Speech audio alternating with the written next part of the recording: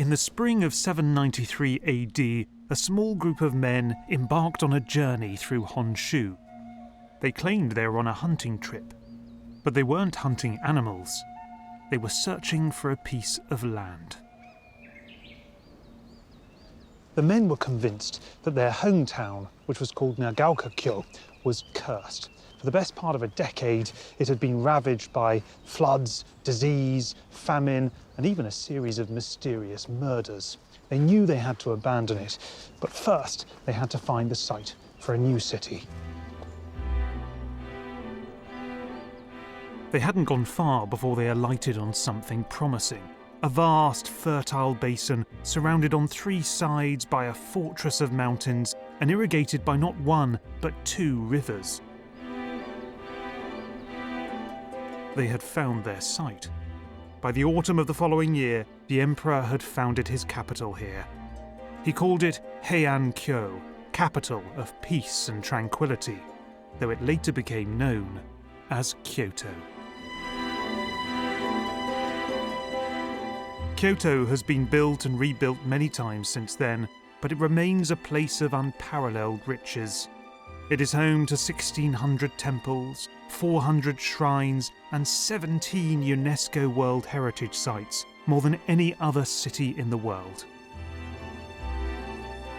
The original city of Kyoto was a work of art in its own right. It was inspired by Chang'an, the great capital of China, and every part of it was carefully planned. If any one idea governed the cultural values of the court, it was the word miyabi. Now, miyabi doesn't have a direct English translation, but it meant a kind of refinement or aesthetic sensibility, the ability to recognize and appreciate beauty in all of its forms. The culture of Kyoto was advanced in another notable way. Many of its leading practitioners were women, and the greatest of them was Murasaki Shikibu.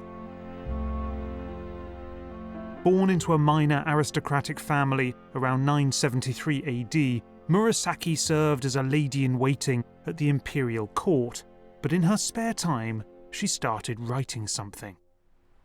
Murasaki was writing a story of monumental proportions, indeed twice as long as War and Peace. It spanned 4 generations and 75 years. It contained 430 different characters and 795 unique poems. And today, many consider it to be the first novel ever written anywhere in the world. It was called The Tale of Genji. The story focuses on the life of a rakish young prince called Hikaru Genji.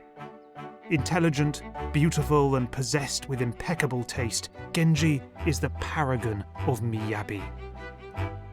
And though he spends much of his youth womanizing, he becomes one of the court's most powerful men. He builds a grand palace in the city and fills it with the women he loves. But then things start to go wrong. Genji marries a woman who then bears another man's child. His relationships with his other lovers deteriorate, and when his greatest love dies, Genji loses the will to live. Genji's life was indeed cut short, but Murasaki's remarkable novel lived on. Many illustrations of the tale of Genji were made in painted hand scrolls. Here, in the Tokugawa Museum in Nagoya, are the oldest examples from the 12th century. Only fragments survive, but they are some of the country's greatest treasures. Though almost a millennium old, the complex patterns of colour and shape still convey powerful emotional stories. And I've come to look at one of the most affecting. This painting captures a turning point in Genji's life. While he was away, his wife had an affair with his nephew. She became pregnant and gave birth to a boy called Kaoru. Now, Genji didn't want to admit to being cuckolded, so he had to accept Kaoru as his heir, even though he knew he wasn't. And here we can see Genji holding the baby boy in his arms. And though this image is small and old and tatty, you can still see the complex, powerful emotions racing across Genji's face. The composition has been used to emphasize and dramatize Genji's own torn state of mind. So these powerful diagonals race across the surface of the picture and imprison Genji right into the corner. The fabrics tumble into this chaotic mess of lines. And perhaps most powerfully of all, the relationship between Genji here and his wife, who has become a nun following her indiscretion, speaks volumes. They are together, but they are, of course, completely apart. This masterpiece of Japanese art reminds me that though times may change, human emotions don't.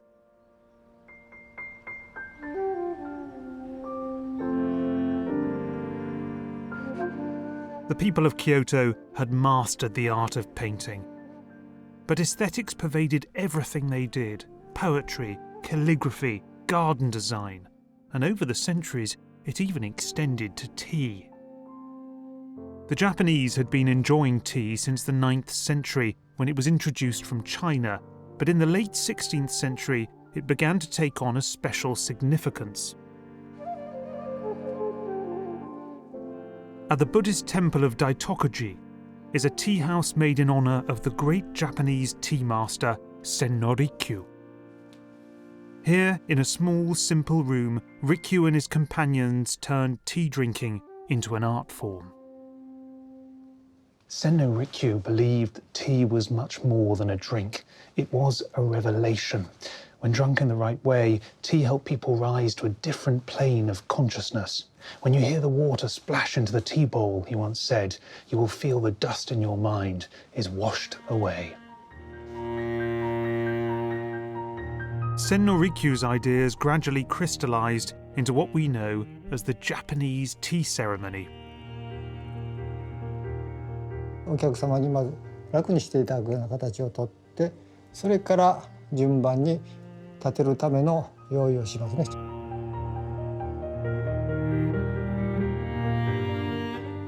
自分の教養とか、それから技術、身体的な技術とか、感覚的な訓練、そういうものを積み上げていくと、美しいというんじゃないんですが、手早くできるという形になっていくと思いますね。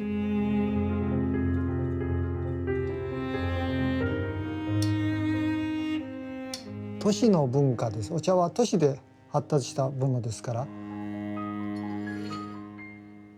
利休以前に行われていたお茶というのがありますんですが、そういうものを集大成したといいますかね、一つをまとめたということになると思います。日本の都市の生活の中において自然を持ち込むといいますかね、そういう美意識というものをお茶というのは育てていったと思うんですね。Senno Rikyu wanted the tea ceremony to express an appreciation of modesty, imperfection, and impermanence. And this even extended to his utensils. He thought traditional ceramics were too elaborate, so he set about finding an alternative. He asked a craftsman called Chojiro to fashion a simple, undecorated tea bowl. This was the beginning of raku pottery, and Chojiro's descendants are still making it today. Raku Kichizaimon XV is the 15th generation of potters in his family. He continues a tradition that was started 450 years ago. 小さい子供の時からそれを父の仕事を見ていた。それはとても大きなことだと思います。自然に身についているものですね。小さな茶碗の世界だけれども、そこにやっぱり個人の表現っていうのか創造性っていうのか、そういったものをやっぱり溢れ出るっていうことがとても大切なことです。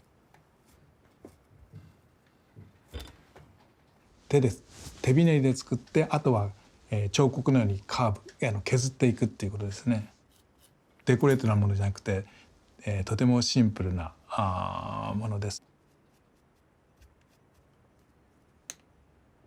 落焼きの始まりにおいて京都っていうのは日本の首都中心、東京のようなところですね。そういうものが混沌としているそういう都市というところで生まれたっていうことはとても意味があって、それは地方ではない。千利休、彼は非常に深い哲学を持っていた、美意識も持っていた。一つの茶碗の中に、茶碗というものの世界の中に、そうしたものを、表現した。それが始まりですね。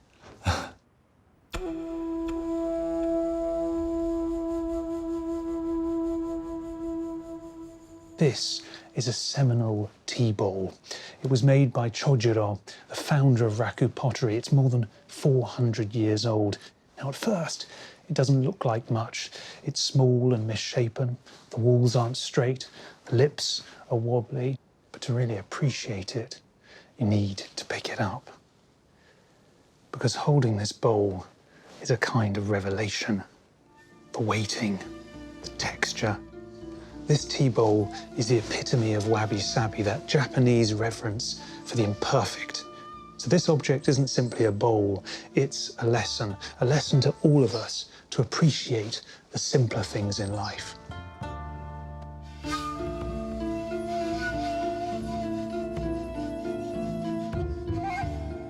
In the 800 years since its founding, Kyoto had done much to establish a classical Japanese culture, although much of it had been Chinese in flavour. Kyoto would continue to flourish after 1600, but a new regime was coming, and it would create a new great city.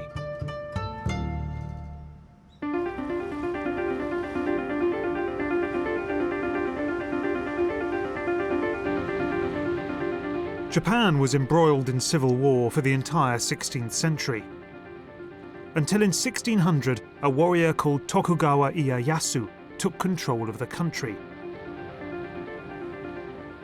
He was given the title shogun and established the Tokugawa shogunate, which ruled the country for more than 260 years.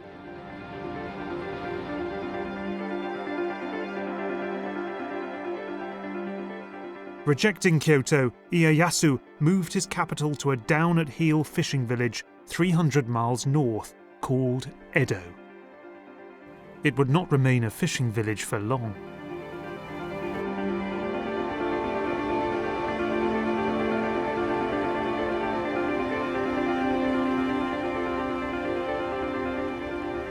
Like most Japanese cities, Edo was prone to destruction. In fact, over the next few centuries, it was torn apart by fire pretty much every 20 to 30 years. But those fires did nothing to suppress Edo's growth. By the early 1700s, more than 1 million people lived there, twice as many as in London. It had become one of the largest cities, perhaps the largest city in the world. The Tokugawa closed the country's borders to all but a few Dutch traders and enforced a rigid social hierarchy. The rulers of Edo preached a gospel of discipline and austerity, but not everyone was listening. Over time, the townsfolk started to make their own culture, a popular culture, a counterculture of astonishing vitality.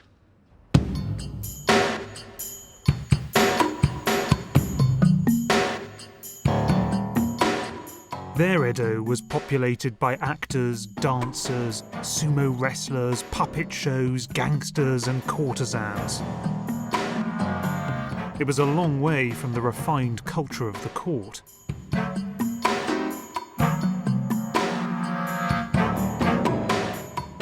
Japan had seen nothing like it before.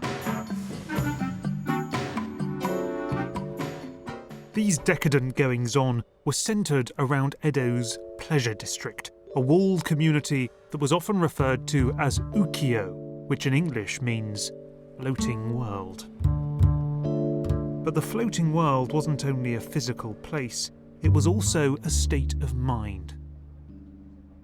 We tend to talk a lot about 19th century Paris being the epitome of a modern, urban, decadent culture, but Edo was doing exactly the same thing 200 years earlier.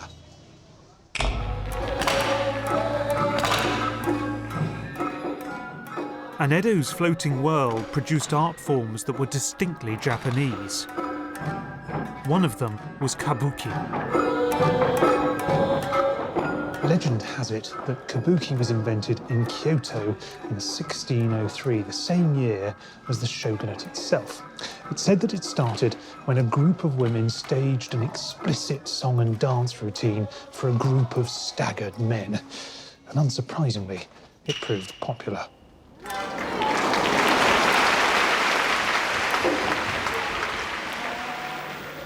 Kabuki developed into a striking form of theatre, with highly stylized movement and extravagant costumes.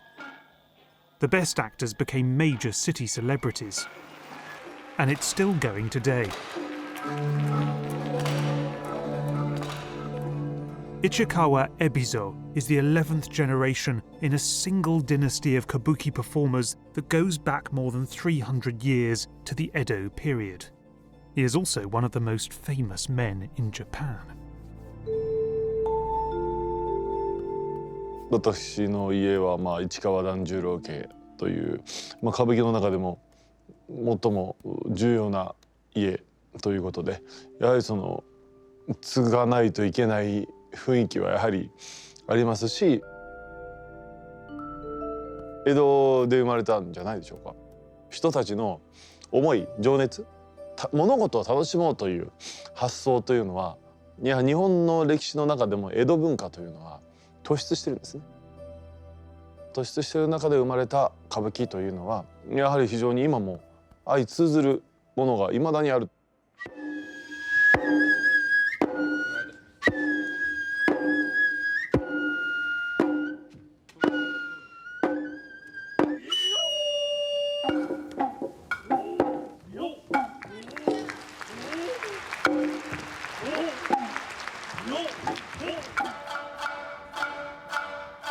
Kabuki was first performed by an all-female cast, but the shogunate, who disliked its licentious reputation, banned women from the stage. They were soon replaced by men in both male and female roles.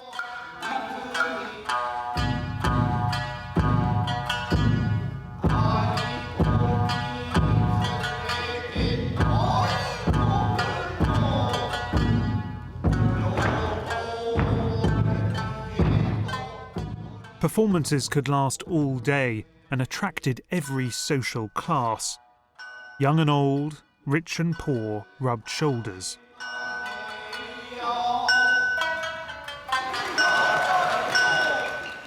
昔はやっぱり楽しむエンターテインメントだったですね。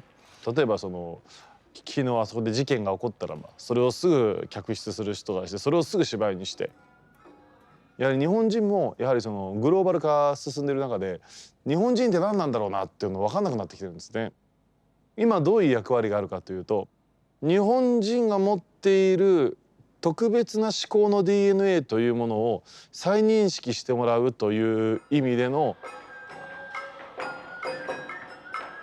男立てっていうのは江戸の吉原でのお話で、御所の五郎蔵という男がいるんですけどね、粋な男という。そこにはカムロが来て恋文というか、自分の恋人が待ってるから会いに行こうかなみたいなのんきなこと言ってる時に絡まれちゃうと。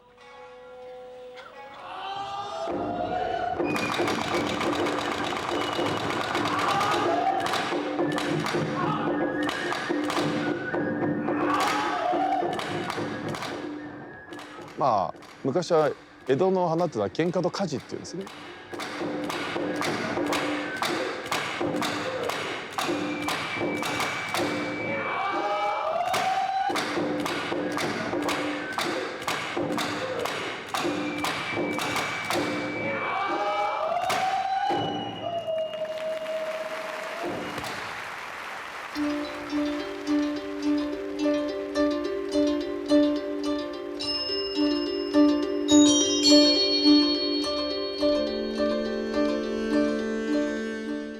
Lots of what we know today about traditional kabuki comes from the remarkable images that immortalized it. Like kabuki, they were a crucial part of Edo's floating world and are now synonymous with Japanese culture in general. Woodblock printing had been practiced in Japan for hundreds of years, but in the Edo period it became possible to make full-colour prints for the first time. They became hugely successful. They were very common and usually very cheap, but they are now the best-known images in Japanese art.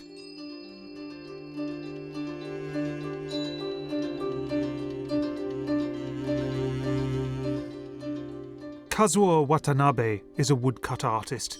He has been making prints for 50 years and uses the same methods pioneered in 17th century Edo. How did you start as an ukiyo-e printmaker in the first place?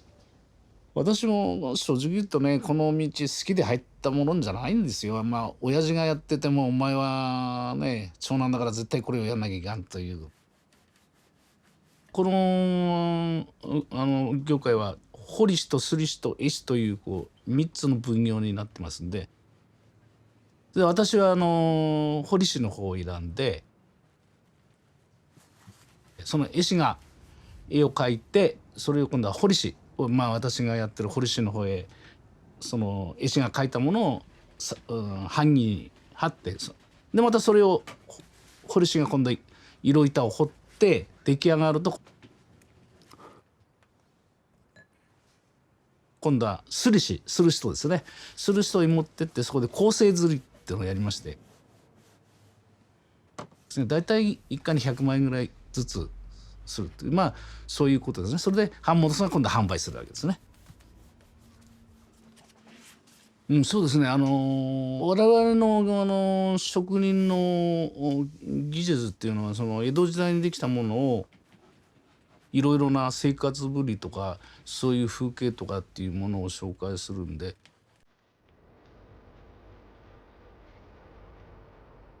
Woodcuts were bought and sold around Edo in their thousands, and many focused on the floating world. The Japanese even called them ukiyo-e, pictures of the floating world. And no artist captured it better than Kitagawa Utamaro.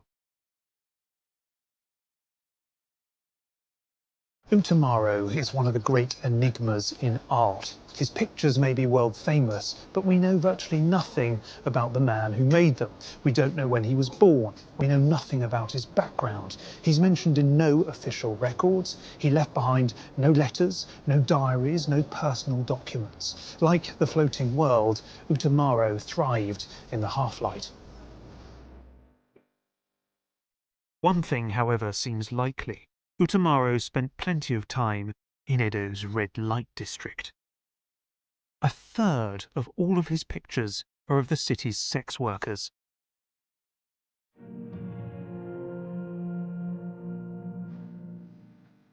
Utamaro's fascination with the women of Edo is evident in a book he published in 1788 called The Poem of the Pillow. It consisted of 12 salacious images. This is a rare early copy containing the original Utamaro prints, and I've come to see my favourite.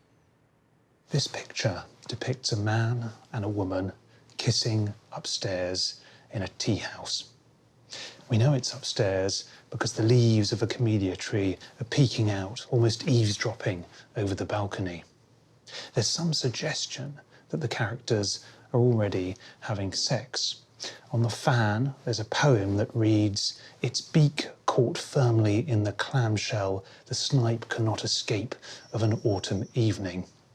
Fortunately, perhaps unfortunately, we can neither see the beak nor the clamshell. But you know what I find so seductive about this image is what isn't shown. We can't, for instance, see the faces of this couple. We have to imagine who they are. It's the details that are so irresistible. The curve of her buttocks, the nape of her neck, which at the time was considered more sexual even than the genitals. Her hair standing up on end. His left hand touching her shoulder. Her left hand touching his chin. Phew. But I tell you, if you look closer, There is something truly remarkable in this picture. Right here, half hidden by her hair, is an eye, his eye, looking at her, or perhaps it's looking at us. Now, I have no evidence for this whatsoever, but I just wonder whether that is Utamaro himself staring at us across the centuries. But the floating world was not the only subject of woodblock printing. In the 1850s, Hiroshige made 100 views of the great city of Edo itself. They capture its shopfronts, its teeming streets, its waterways, and its coast. The images themselves are breathtaking. The inventiveness, the dynamism, the wit, and the irrepressible beauty.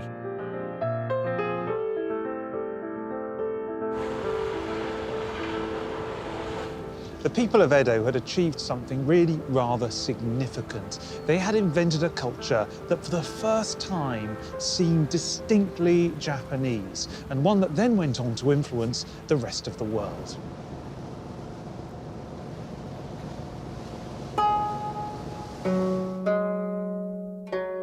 But as Japan changed the West, so the West changed Japan. Previously isolated for hundreds of years, traditional Japanese society now seemed out of step with modern life. The rule of the samurai and their closed borders was coming to an end. From the 1860s, Japan would discard much of its centuries-old culture and aim instead to become a modern, industrial nation. As a statement of intent, the city of Edo would be rebranded.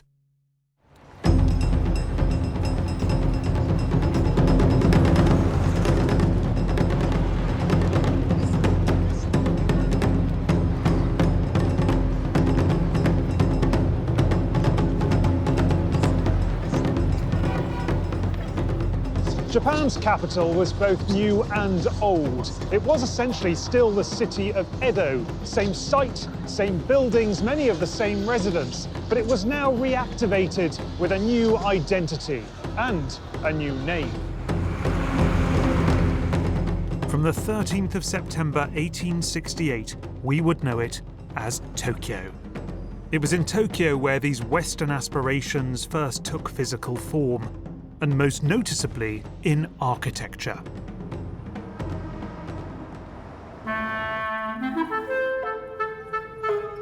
At the end of the 19th century, European-looking buildings began to appear on the city's streets.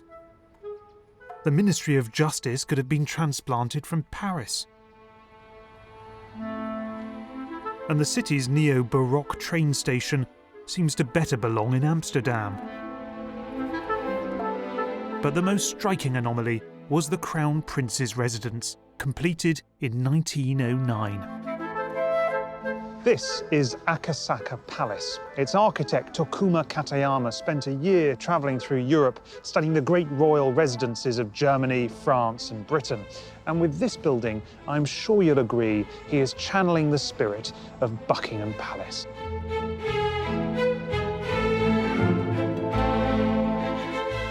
It is, if such a thing is possible, even more regal inside. The grand staircase is made out of Carrara marble from Italy and Languedoc marble from France.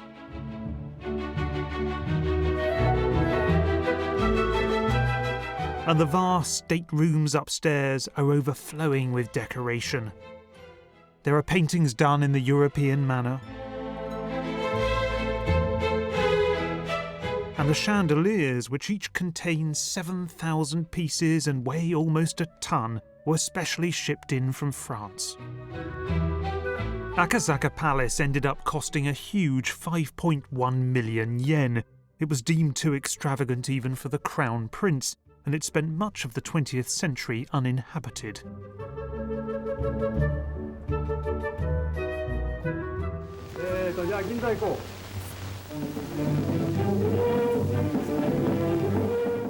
Outside the palace, Tokyo was changing in other ways. A huge program of construction and industrialization was underway. Railways, trams, and trunk roads transformed the fabric of the city. And then it was transformed yet further by a series of very Japanese disasters. On the 1st of September 1923, the Great Kanto earthquake struck Tokyo, killing 142,000 people and obliterating much of the city. Tokyo had barely recovered when it was torn apart again. During the Second World War, the US Air Force embarked on an aerial bombing campaign against Japan. 67 cities were targeted, 500,000 people were killed, and more than half of Tokyo was destroyed.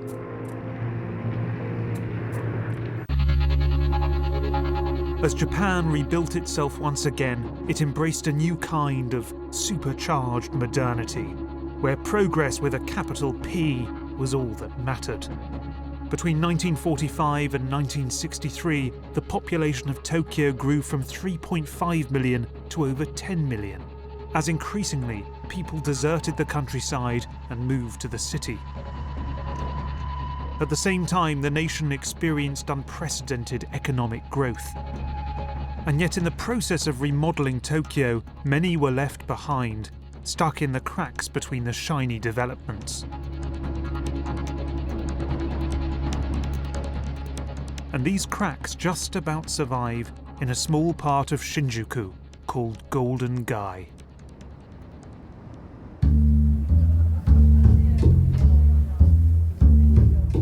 Golden Gai was rebuilt after the war and soon became a world of its own, a warren of alleys and bars. This was the floating world of modern Tokyo, a place Utamaro might have felt at home. And in 1961, a modern-day Utamaro stepped into it, Daido Moriyama.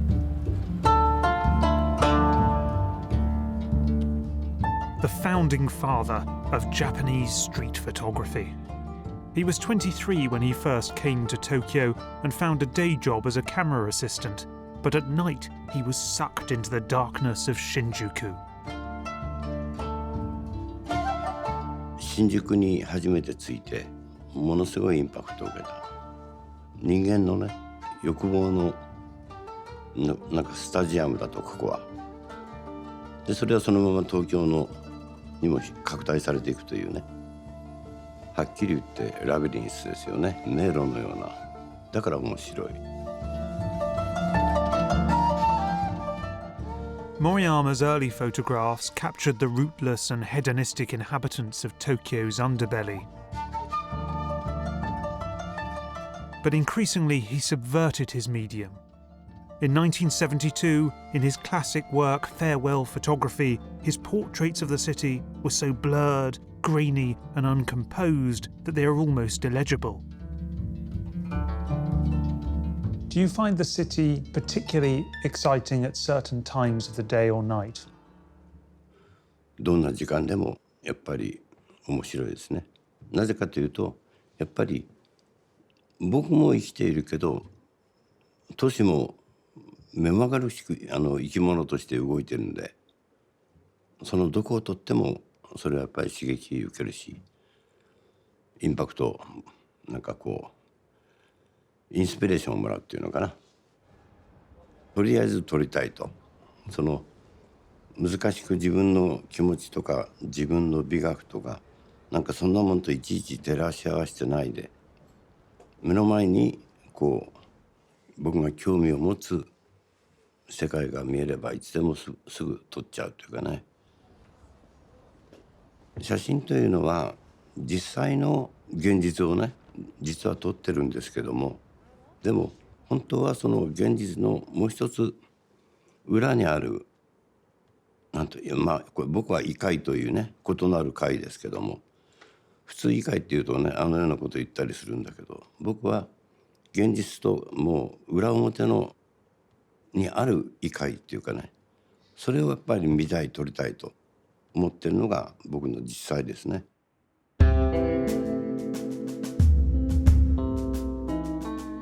それはやっぱりいっぱいありますよ。カメラ捉えたりフィルム抜かれたり殴られたり、それはいっぱいあります。でもそれぐらいはしょうがないですよね。時代とともにね、当然大きな変化をこれは当然していますね。でも路上でスナップする僕にとってはあんまり変わらない。同じように初めから目に映った東京のあり方っていうのかな、変わってないですね。If any one photograph captures Moriyama's work, it is this one, made in 1971. An unkempt stray dog glances back at the photographer in the winter sunshine. The dog is surely a proxy for Moriyama himself, a loner scavenging the streets for scraps. But it is also perhaps a symbol of Japan, a country that hadn't yet found its identity in the turbulence of the 20th century.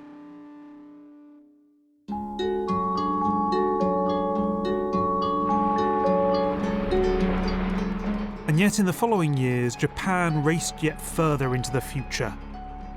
The economic miracle that had begun in the 1960s reached its peak in the 1980s, and the country became the second largest economy in the world. Tokyo was the motor of these changes and was rebuilt and redeveloped at a relentless rate.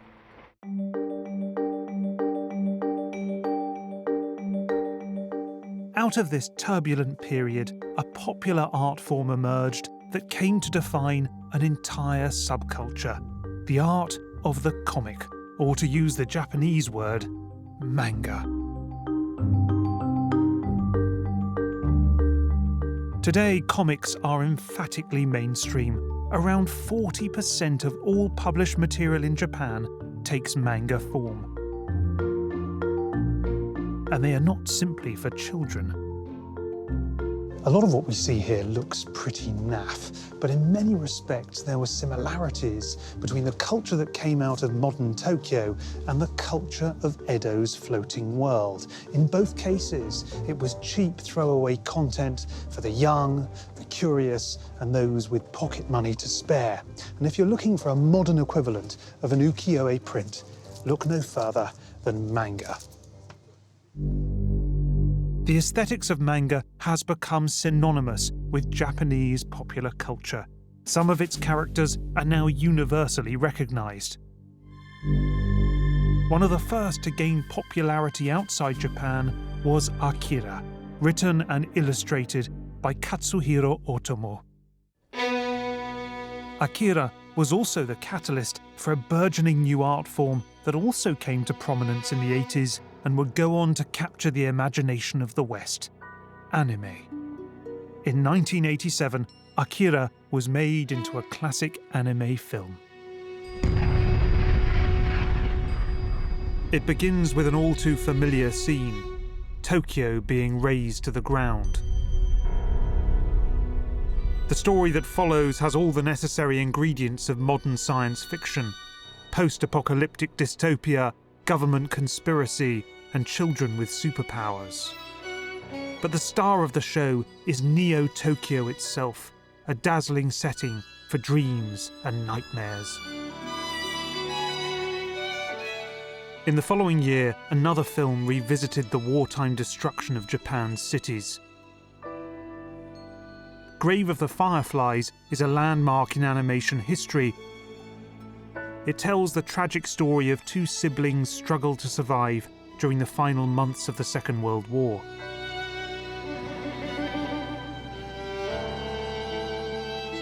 The film was directed by Isao Takahata, one of the co-founders of Studio Ghibli, and it drew on his own memories of the war. 木造建築だと思うから、もう火事はものすごく多かった。江戸なんかもしょっちゅう火事になっていた。破壊されたあるいはその空襲を、僕も体験したんですけど、そういうなんていうかな、そういう体験がそのままストレートに生きないんじゃないでしょうか。結局そういうことを循環して繰り返しますから、なんていうかな、案外平気なんです。それについては。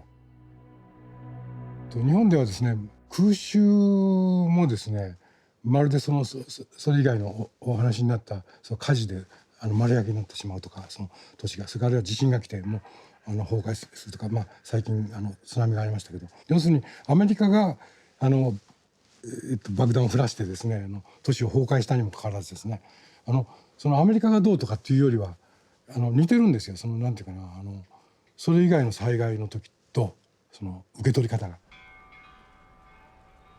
淡々と言ったらおかしいけど、こうしていくというね、自然の木が蘇ってくると同じように自然が循環して繰り返してますね、その生命を、命を。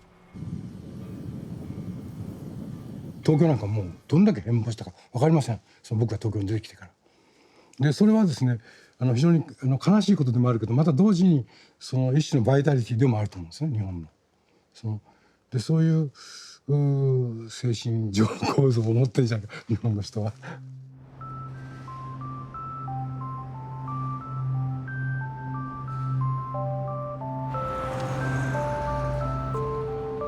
The great anime films were just part of a broader blossoming of Japan's creative industries, which were born out of distinctly Japanese urban experiences but spoke to the wider world.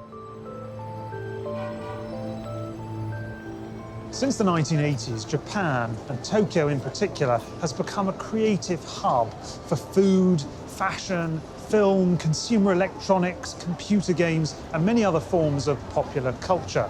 Take a pick of a recent craze or fad, it's likely to have originated here. In many of these areas, the great city of Tokyo absorbed the most modern fashions, remade them in thrilling ways, and then exported them back to the world. This dizzying, high-speed urban aesthetic has also influenced Japan's artists. They have derived inspiration from the city and from the popular culture it produced. But of all of them, none better captures the zeitgeist than an 87-year-old woman called Yayoi Kusama. Kusama has been creating her own brand of pop art since the 1960s, resulting in a psychedelic array of popular but deeply personal imagery.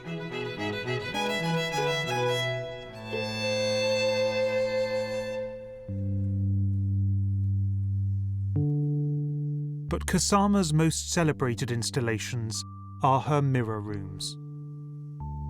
Small, dark chambers covered on all sides in reflective surfaces, illuminated only by twinkling LEDs, and transformed into infinite indoor galaxies. You can understand why this art has delighted people around the world. It's like, I don't know, it's almost like falling into a kaleidoscope or stepping onto a sci-fi stage set. But you know what, more than anything else, this piece reminds me of? It reminds me of the city. It reminds me of an almost infinite metropolis glittering away in the night.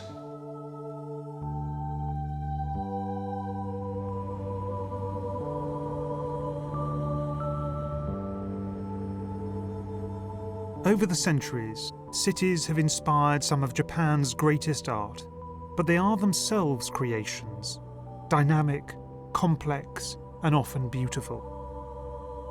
This is a story of Japan's urban imagination and how three great cities built its art and culture. In Kyoto, the Japanese mastered beauty and elegance. In Edo, they found their own often mischievous voice. And in Tokyo, they turned destruction into creation. And in the process, they helped define a country as it relentlessly searched for itself. Cities are engines of cultural change because they throw people together to compete and collaborate and innovate. It's the case around the world, of course, but I can't think of many countries that are more defined by their cities than Japan.